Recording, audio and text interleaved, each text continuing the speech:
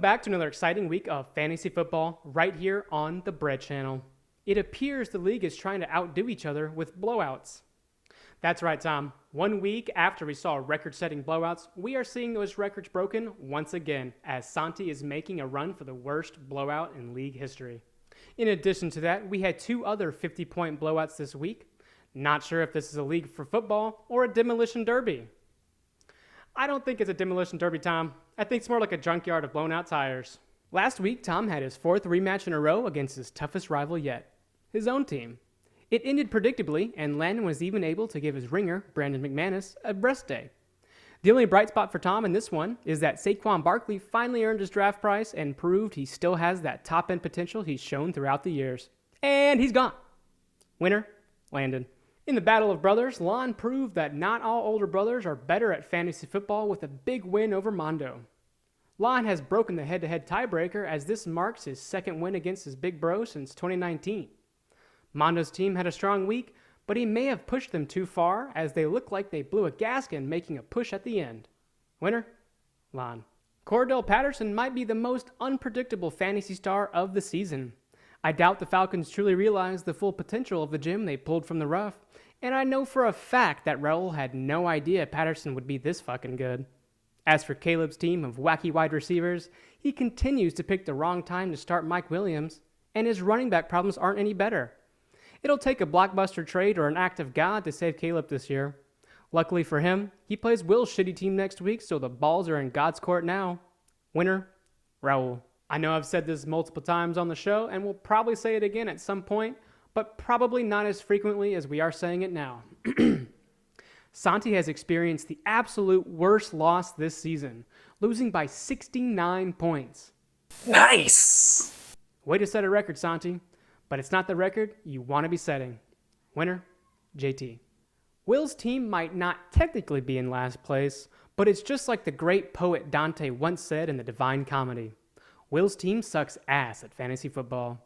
His wise words continues to shape the future and give us a glimpse at our ancient past. And if there's anything Brandon's team has taught us this year, it's that the past is in the past. He's 3rd in total points and another step closer to Paradiso. Winner, Brandon. Miguel's team was resurrected from the dead to make a chilling comeback over Maddie. If Maddie had started her other tight end, Miguel would have stayed dead. However, Maddie was ghosted by Logan Thomas, which has got to leave a haunting feeling deep down. As for Miguel, he might want to change his team name to Lazarus because he still has some life left in him. Winner, Miguel. Don't let Lon's 2-week winning streak fool you. His team is still really bad, but just good enough to beat Santi and Mondo. Tom's team is just as bad, if not worse, but it looks like his player matchups are more favorable. It'll all come down to how well Barkley and Rodgers perform, but Tom's odds do look good. Wait, from the top ropes, Tom trades Barkley to Caleb. It's all over, folks. Collusion. Rodgers! Prediction, Tom. Fresh off a nice little bye week against whatever assemblage of trash Tom is calling a fantasy football squad, Landon's team is well rested and getting their groove back just in time for what looks to be a competitive matchup for a change. Unfortunately, Raul appears to have given up on his goal of scoring under 80 points each week and is probably thinking that he has stabilized his season after an 0-2 start. Well, I've got news for you, Raul. You haven't seen the fully grown silverback bass in action yet. Prediction? Landon. In what is truly a doomsday scenario for the rest of the league, JT and Mondo appear to actually be trying this year. And what's worse, it's been working. Because the specifics of this matchup are so even, this week we're going to be judging solely off their team names. In one corner, you've got the classic Big Red. It's short, sweet, and recognizable. It has history. An exclusive losing history, but that still counts for something, right? Maybe not. Opposite to Big Red is Jamarkin Me Hard, man. It features 2 of Mondo's players' names, a dick joke, punctuation, and it's even a complete sentence. Now, I really don't know how to read, but I'm pretty sure Shakespeare himself never crafted a sentence that whips as much ass as Mondo's team name. Prediction, Mondo. All right, let's get this prediction out of the way quickly so we don't have to waste anyone else's time on this heap of garbage we're calling a matchup.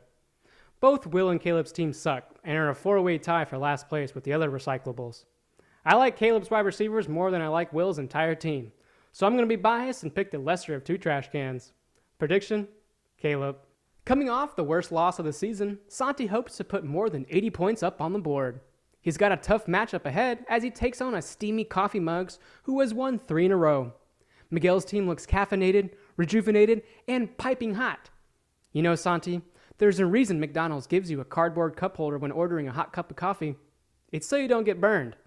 Prediction, Miguel. Having surpassed his win total from last year, I'm sure Brandon is feeling like a new man, especially after beating Will by 55 points. Maddie, on the other hand, was dealt her first loss last week and is looking to get that nasty losing taste out of her mouth. However, beating Brandon isn't as easy as it was last year. This year, Brandon looks like a lean, mean, winning machine.